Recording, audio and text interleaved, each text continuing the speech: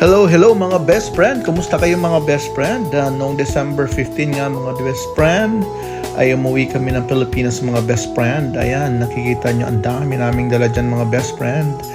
At papasok na kami ng airplane. Pagkatapos namin mga best friend mag-check-in doon sa counter. At marami kaming inayos doon at dami naming dala-dala mga best friend. Ayan, nasa loob na kami ng airplane mga best friend. At ilang minuto na lang paalis na yung aming sinasakyang eroplano. So kasama namin yung mga anak namin mga best friend. Ayan ang pinagagawa ko mga best friend sa loob ng eroplano. So napakahabang biyahe namin. Napaano ako dyan mga best friend. Oops, ayoko nang sabihin mga best friend. Ayan, pero success ako dyan mga best friend. Ayan mga best friend, naghugas naman ako pagkatapos mga best friend. At meron naman hot water dyan and cold water. At meron naman sabon sa loob. At kompleto sila sa loob ng restroom. May tissue pa mga best friend. At yun na nga mga best friend. Kinunan ko nga mga best friend yung kanilang CR. Habang pagkatapos kong alam mo na. Ayan, naku, Diyos ko. Naging success ako dyan.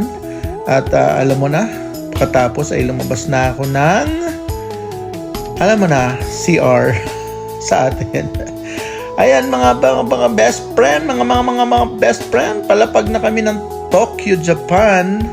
At ayan na, pababa na yung aeroplano mga best friend. At ako, nakakatakot nga lang mga best friend yung medyo pababa kami dahil medyo malakas yung turbulence. Nakasakay tayo. Nandito kami mga friends sa Japan at papunta kami Pilipinas. Ako, nakasakay ako. Sila naglalakad. Ayan na nga mga best friend, hinanap na namin yung gate namin. At tadadan, pa-check-in na naman kami from Japan to Philippines. Ayan na nga mga best friend at ipabigay na namin sa nag-check ng mga ticket at passport yung aming mga papeles na dala-dala para makasakay kami ng eroplano. Ayan, lumapag na nga kami mga best friend. Finally, sa Pilipinas. Ang daming tao mga best friend at ang haba ng pila.